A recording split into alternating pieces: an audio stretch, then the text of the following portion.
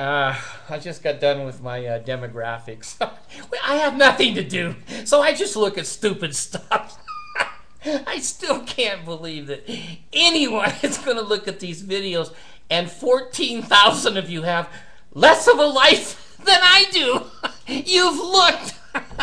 Let me compliment for once, okay? I love the LDS girls. Some of them are the damn cutest little things that your Jesus and my atheist God has ever created. The girls at BYU, of course, are the cream of the crop. And for some reason, the Oklahoma girls, I don't know what it is about Oklahoma. It might be the inbreeding. I don't know, you know, marrying your sisters. But I just looked at my demographics. Again, when I first started, which was only like 2 months and a few days ago, the girls that looked at, and women that looked at me in Utah was only 15–16%. They just were not allowed to look, or they didn't want to look, or maybe they didn't know I was there. I don't know. Now, what has happened? Have I grown any hair? Am I funnier? No. Am I better looking? I'm dressed. The button came off of my shirt. And the baby said, Dad, you don't want to do a video? I said, yeah, that shows a little hair on my chest. She goes, yeah, but men don't have hair anymore. Oh, so I have to wax that off. But anyway, you ladies of Utah, you're the damned sweetest people in the world. And I want to compliment you. I am seeing that there were 600 of the Utah girls looked at me in the last day and a half. And that represents 76, now up from 16, 76% of my audience in Utah. And I know girls, I know that they talk, and I've said this before, that you talk to your friends over in another state or a ward or after Relief Society, and women advertise below the table and verbally, ear to mouth, ear to mouth. Yeah, it reminds me of Working the Veil. I think it's mouth to ear on the 5 points, which were often the 6 points.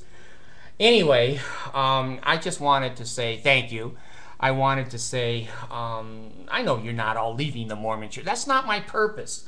That is not my purpose here, to get anyone out of the Mormon Church. That door is open and crowded already. They don't need any ushers pushing people out of the Mormon Church.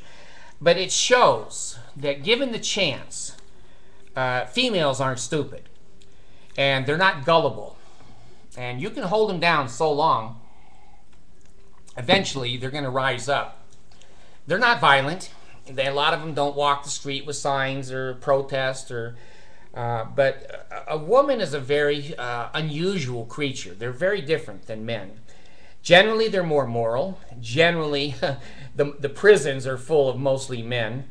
And the Mormon Church, men leave the Mormon Church at a higher rate than the women. And some of that has to do with morality and sexuality and being able to drink and smoke, and, you know, men are pigs.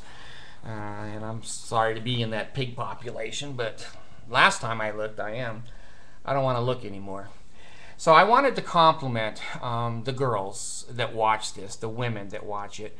It takes a lot of, I can't say balls because you have no balls, so I don't know. It takes a lot of big boobs. I don't know what that expression would be to females, but you're just so damn sweet and so damn cute, and I'm seeing so damn smart. Somehow, when your husbands are off and gone to work, the demographics also show how you find me. And since men are pigs, maybe you just open your front door and smell, and oh, there's David, let me get on his website. Most of my hits worldwide are on mobile devices. Now, Joseph Smith could have used one of those.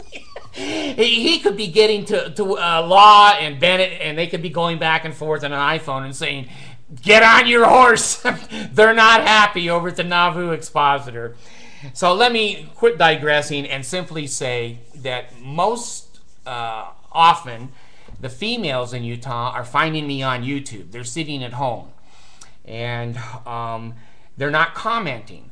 They're very quiet, and they don't even turn the thumb down. Men do that. Men go down, down, and we're going to get Jesus points. I think the women look at this and go, you know, the guy has something to say. It wasn't his bag of tricks. He didn't want to be there anymore, and free agency probably says that's okay. He's not really criticizing us. He's basically saying what it's like to be a woman on Sunday trying to get 7 little kids off to sacrament meeting, and he's right. It's a shit job. It's hard. And I don't want to work. I want to be at home. That was one of our reasons for joining the church, and now I'm working over at 7-Eleven on a night shift. Someone else is babysitting my kids. My heart goes out to the Mormon women. You're stuck. You're stuck. And you may have a fanatical husband. You got to remember, he never had any sex, maybe with his hand, before he went on a mission.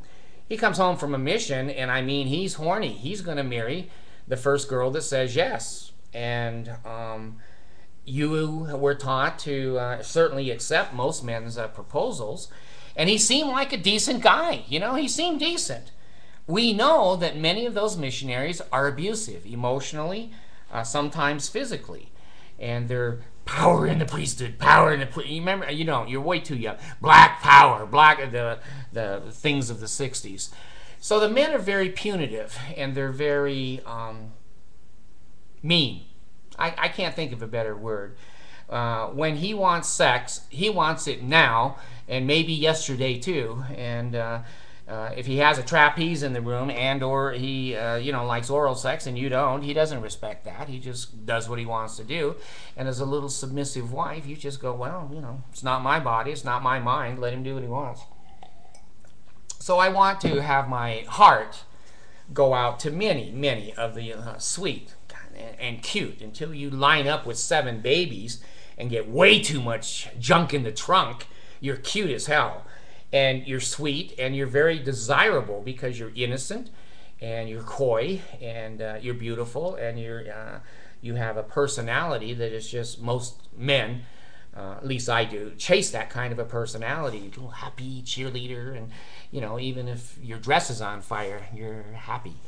So let me say thank you with all my sincerity to the LDS girls. That my demographics don't say LDS, but when there's no fingers down and 76% of the hits are females in Utah, the church is only 51 or 52% in Utah, so there's another 25% somewhere that are not members, or that have to be members of the church. So well, I'm doing my statistics wrong. I'm just saying, in a state that is predominantly Mormon, if 76% of the people are looking at me and are female, they're at least going to be 50% Mormon. So I appreciate you. My heart goes out to you.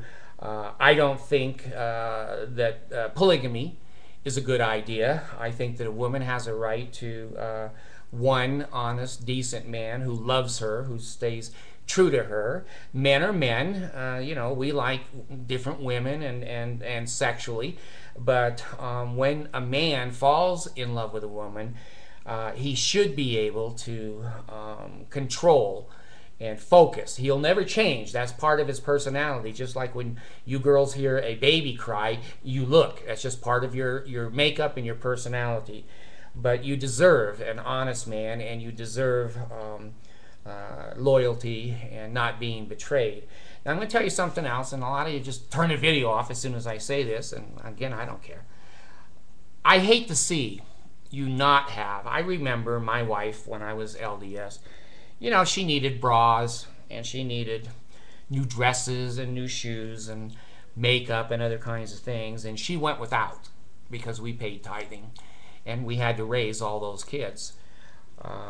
I feel sorry. I know some of you are in that situation, and you pay tithing because maybe you believe it, but most of you have some common sense that those children should come first, and their needs, their physical and emotional needs.